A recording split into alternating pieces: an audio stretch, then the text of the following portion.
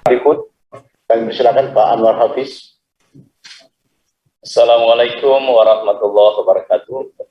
Selamat siang menjelang sore, sejahtera buat kita sekalian. Pak Menteri, Menpan RB yang kami banggakan, Pak Kepala BKN, Kepala LAN, Kepala ORI, Kepala KSN dan Andri, Bapak pimpinan dan anggota Komisi 2 yang saya muliakan. Pada kesempatan ini pertama saya ingin menyampaikan apresiasi yang sangat tinggi atas kinerja dari semua lembaga dan kementerian pada hari ini, karena apapun hasilnya di saat pandemi ini semua harus kita apresiasi. Kalau capaiannya maksimal itu luar biasa, tapi kalau juga capaiannya tidak mencapai yang kita harapkan, itu juga harus kita maklumi karena kondisi COVID yang semua membatasi gerakan kita. Oleh karena itu, secara pribadi, saya ingin menyampaikan soal anggaran, saya pada prinsipnya sangat mengapresiasi apa yang sudah dilakukan oleh Bapak-Bapak sekalian. Pada kesempatan ini, izinkan pimpinan saya ingin menyampaikan beberapa hal terkait dengan kinerja. Yang pertama, kepada Bapak Menteri Pendayagunaan Aparatur Negara dan Kepala BKN sekaligus, saya hanya ingin menyampaikan aspirasi Pak Menteri terkait dengan seleksi P3K yang baru-baru dilakukan. Ada beberapa harapan dari teman-teman kita di lapangan setelah melakukan seleksi itu. Yang pertama bahwa soal passing grade itu memang diakui dan dikeluhkan oleh banyak tenaga honorer kita, baik guru dan non-guru, bahwa passing grade-nya itu sangat tinggi, sehingga hampir sebagian besar, kalau saya ingin katakan, bahwa mereka tidak memenuhi itu. Padahal banyak sekali tenaga honor kita itu guru yang sudah mengabdi begitu lama, tapi karena kita paham betul apa yang seleksi baru-baru ini cukup ketat, soalnya panjang-panjang, terbatas. Itu menjadi salah satu keluhan dari. Kemudian selanjutnya juga keluhan yang sangat mungkin ini saya tidak tahu persis apa ini, soal syarat bagi tenaga guru yang harus melampirkan sertifikat LKPP sesuai dengan surat Menpan, yang menurut informasi itu ditandatangani pada saat yang berdekatan dengan waktu pendaftaran, sehingga mereka tidak sempat, bahkan ada satu daerah itu secara berkas tidak ada yang memenuhi syarat satu orang pun, Pak Menteri. Ini saya tidak tahu persis, memang ini aspirasi yang disampaikan lewat saya, sehingga ingin saya sampaikan, mudah-mudahan ini menjadi bahan evaluasi kita. Terutama saya sangat prihatin tenaga-tenaga guru kita yang sudah tua-tua, yang umurnya mungkin tinggal 2 bulan kemudian mencapai masa pensiun itu, atau tidak memenuhi syarat dari batas waktu yang ditentukan, mereka tidak bisa ikut tes, atau mereka kalaupun ikut tes secara ilmu pengetahuan mereka tidak sama dengan yang baru-baru, Pak Menteri. Sehingga ada juga yang menyampaikan mungkin hasil itu sebaiknya melibatkan kepala-kepala sekolah di tempat masing-masing, karena mereka lebih tahu kondisi guru-guru yang ikut dalam seleksi tersebut. Itu mungkin aspirasi Pak Menteri dan Kepala BKN, mudah-mudahan ini menjadi salah satu bahan pertimbangan. Saya sampaikan, terima kasih, wallahu musta'an. Assalamualaikum warahmatullahi wabarakatuh. Waalaikumsalam warahmatullahi wabarakatuh. Mantap, Pak Anwar Hafiz, terima kasih. Berikut kami silakan Pak Gubernur, Pak Cornelis. Terima kasih. Yang mulia Ketua, Wakil Ketua, Mohon maaf Pak, kita perpanjang waktunya, sudah lewat jam 15. Kita perpanjang menjadi pukul 15 lewat 30 menit. Setuju Pak? Silakan Pak Cornelis. Yang terhormat Menteri Aparatur Negara beserta seluruh jajaran, Kepala BKN, Pak Ade. Silakan Pak Julfikar.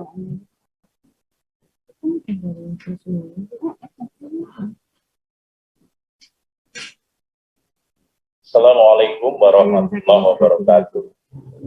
Pimpinan dan anggota Komisi 2 yang saya hormati dan saya banggakan, terkait hal ini, saya mengapresiasi apa yang sudah dilakukan oleh Kementerian Pan-RB dan PKN ketika mengeluarkan Permen Pan-RB nomor 28 tahun 2021 tentang pengadaan pegawai pemerintah dengan perjanjian kerja untuk jabatan fungsional guru pada instansi daerah tahun 2021. Harus diakui Permen Pan-RB ini mewujudkan aspirasi, selain memang dia memberikan jalan keluar dari penyelesaian tenaga honorer kita khususnya guru, tapi di dalamnya itu saya lihat ada banyak yang mewujudkan aspirasi teman-teman guru khususnya ya. Ini bisa kita lihat dari afirmasi dan seleksi. Afirmasi di pasal berapa itu 28 itu ada afirmasi nilai berdasarkan sertifikat, lalu usia masa kerja, lalu keadaan fisik, lalu status PHK 2 dan masa kerja, lalu juga seleksinya kompetensi itu sampai 3 kali Pak ya, 1, 2, 3 dan sebagian besar yang ikut seleksi 1, 2 bisa ikut seleksi 2, ikut seleksi 3 kalau memang tidak lulus ya. Nah ini menunjukkan sebenarnya, mohon maaf nih Pak Suspardi ya, perubahan perubahan Undang-Undang ASN 2014 itu menurut saya perlu dipertimbangkan lagi pembahasannya, karena ada solusi sebenarnya, dan maksud dari perubahan itu kan sebenarnya solusi terhadapnya. Ternyata Pan-RB dan PKN sudah memberikan solusi. Hanya saja saya ingin menyampaikan aspirasi tadi, kalau Pak Anwar Hafiz sudah mengungkapkan, saya di luar itu, Pak Menteri, Pak Cahyo dan Pak Kepala PKN, Pak Bima, bisa nggak ditambahkan afirmasi prosentasenya? Misalnya pasal 28 ayat 1 huruf B itu yang umur 35 dan minimal 3 tahun bekerja, ini kan 15%. Ya, tambah 5% lah gitu. 20 gitu lah. Atau pelamar dari PHK 2. Sebenarnya kan ini lebih ke sana. Ada apresiasi sebenarnya, afirmasi 3 tahun, lalu 10%. Misalnya ini jadinya lebih tinggi lah, 20. Kan dia udah mengabdi PHK 2 dari dulu kan jadi persoalan. 25 gitu. Termasuk yang penyandang disabilitas kalau bisa juga jadi berapa, 15 gitu.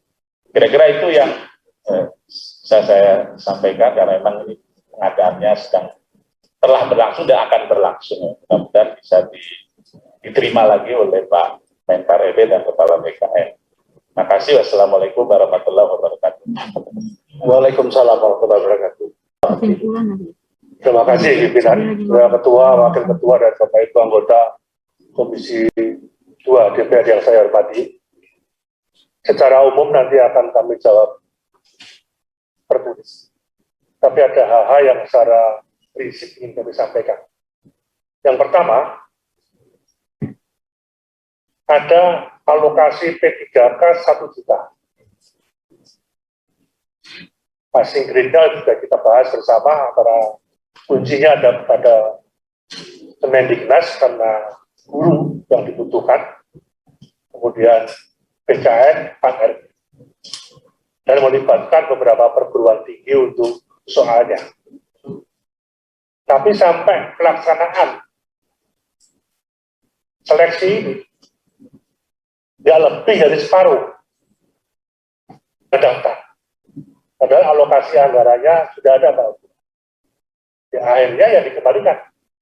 Nah, beberapa catatan, beberapa keluhan, beberapa masukan tentunya akan kami akomodir dengan BKN, akan kami sampaikan dengan Kemendikbud juga. Nanti untuk alokasi penerimaan tahun 2022 akan diperhatikan. Karena masih sisa hampir 500.000 ketika baik. Walaupun selama ini sudah kita istilahkan dibebaskan, itu sudah di atas 2 juta. Ya, tenaga honor, tapi sisanya ini akan kita. Tapi BKN nggak bisa apa-apa karena di terakhir pada Menteri Keuangan. Kemudian di anggaran. Nah, saya kira yang 500 tahun 2 juga saya kira juga akan kita ajaran anggaran daerah. Memang tidak boleh mengangkat tenaga honorer, tapi honorer daerah masih boleh.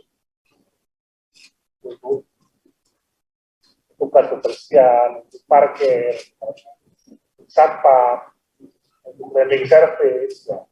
Idealnya sesuai dengan UMR. Ya. Berikut kami silakan. BKN, Pak Bika. Terima kasih Pak Minat. Mungkin karena terbatasnya waktu, kami nanti akan menyampaikan secara tertulis, tapi ada beberapa pertanyaan yang mungkin nggak dapat kami jawab sekarang.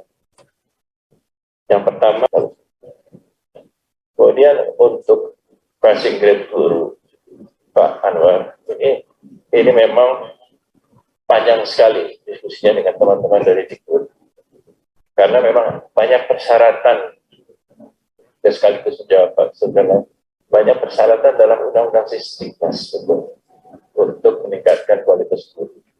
Jadi passing grade itu memang dibuat tetapi dengan 3 kali kesempatan.